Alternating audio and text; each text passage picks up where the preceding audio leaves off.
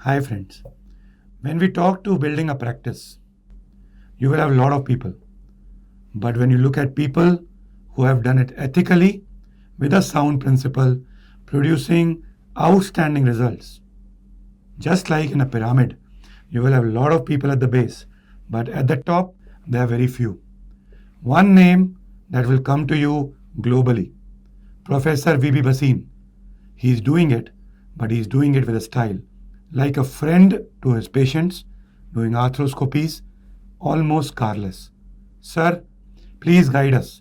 Once we are done with residency, how to build our practice and someday dream about becoming even 10% of you. Sir. I am sure we all have the capability and all of our capability to go 110% above me also. Our Creator has given us the capability and we must firmly believe it. When I finished my post-graduation in Maulana Azad Medical College and I was starting my senior residency, or as it's called a registrarship in Irvine Hospital, I was given one advice by Professor S.M. Thuli. He said that whatever you learn in next 3 years will stand by with you for the rest of your entire professional career. And even today, when I look back at my last 35 years, this statement, every word and comma of it was correct. So whatever you learn in the 3 years of senior residency will stand by you. So you must dedicate full time. Orthopedics should be your first wife and your family should be second. For those 3 years, you will get to learn, eat, drink, sleep orthopedics. In those 3 years, train yourself well and have good knowledge. At the same time, you have to learn the practical art of practicing orthopedics. The surgical aspects you learn a lot during your registrarship, and you must try to be as informed as well as practical as possible. In my time of registrarship, we used to carry our Campbell's Operative Orthopedics and a photography camera, which was a film camera, and we also used to carry a book on plastic surgery with us when we were doing emergencies. Lot of emergencies of plastic surgeries had to be handled at that time by orthopedic surgeons, and we as orthopedic surgeons have to know when to call a plastic surgeon when we need. At that time, every emergency we used to have one Campbell's Operative Orthopedic and one book on plastic surgery and one photographic camera with us. Nowadays, it is much easier with access of internet, with access of phone, everything can be in the phone. So those 3 years, keep yourself abreast, keep yourself inquisitive, keep working. It is just that you have to come home to eat and maybe meet your family and friends for some time. But those 3 years, you have to be fully working in your hospital. And I still remember when I finished my residency and I reached home after my last day of residency, my father prepared a board, "Welcome home." So this was then I realized that the amount of time we have spent, there was no end to working in the hospital. Even if you have done it 24 hours, next day you have to be working well enough that it cannot say that I am taking off, I have already worked enough. So these were the days when you become strong in your principles, strong in your practice, and always train with people who are positive and good. And I was fortunate to have with me as my trainers at that time, Dr. Dhal and Dr. Matthew Varghese.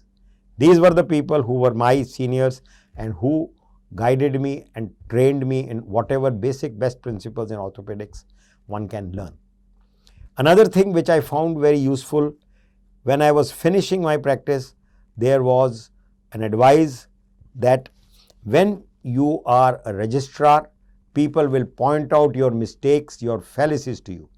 But once you become a consultant, you are their competitors. So even if you keep making a mistake or doing something wrong, they may keep quiet for various reasons, whether they don't want to offend you or they don't want to make you wiser.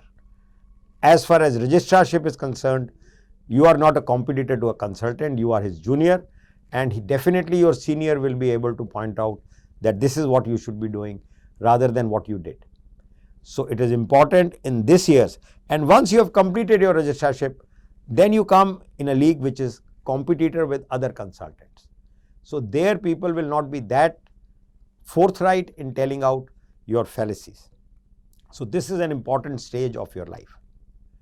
Another thing I was told when I was doing my, it was towards my end of residency, AO courses were coming in.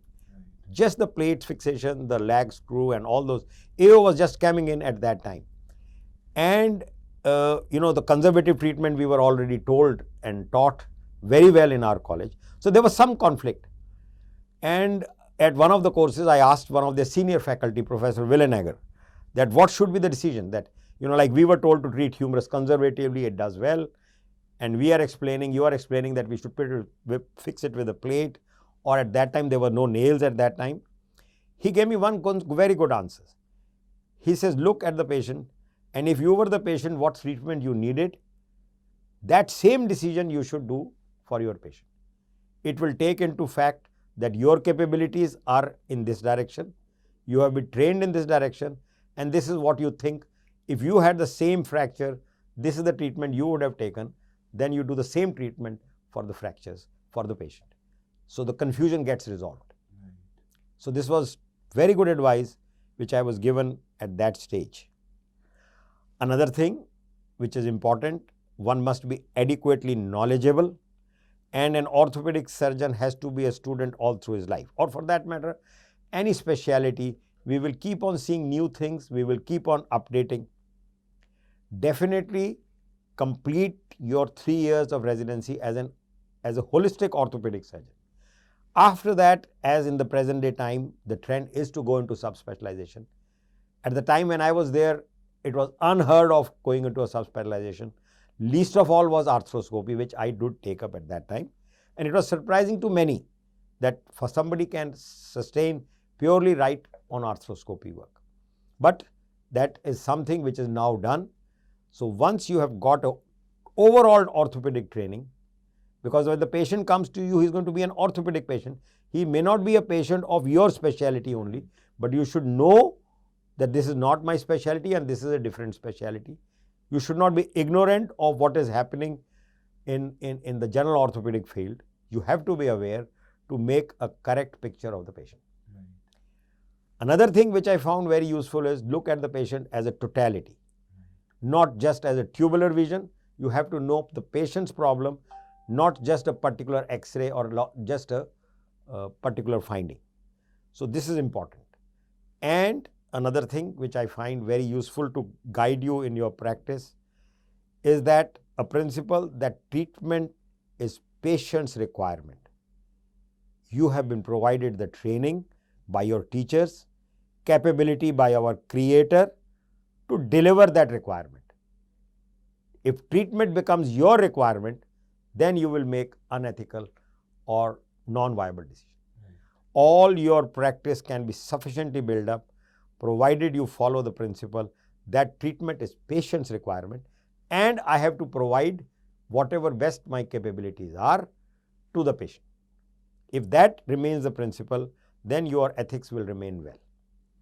The day you make ethics, the requirement is the treatment is your requirement, probably we will falter on some direction of treatment. Definitely, financial viability is important for any venture. You must do proper treatment first. I can assure you, financial returns will follow. It is not that you have to work for financial returns. Financial returns will keep on chasing you, provided you have done the first principle correct, that you should do treatment for the purpose of treatment. Whatever other things will definitely come in abundance to you. We are short in numbers of people who can provide facilities. We have to realize it. We have to provide the correct treatment. And another thing which I have learned at that time by one of my very senior people who was chairman of Gangaram's, Dr. B.K. Vora, if I can quote, he said that at some days patients will make you feel that you are the God. So far as you don't believe it, you are okay. Right. The day you start believing it, you will fall. Okay, so this is what I have found, 3 or 4 people or 5, 6 people, and I have had a long association with people who are good, well known in their field. I have mentioned some of them already, and they are all along with us for the last 35 years. So keep working ethically, keep working correctly. Don't have to worry about anything else. Everything else will follow. This was phenomenal, sir. And I am sure that these are just not the guidelines for practice, they are the guidelines for life as well. Thank you very much.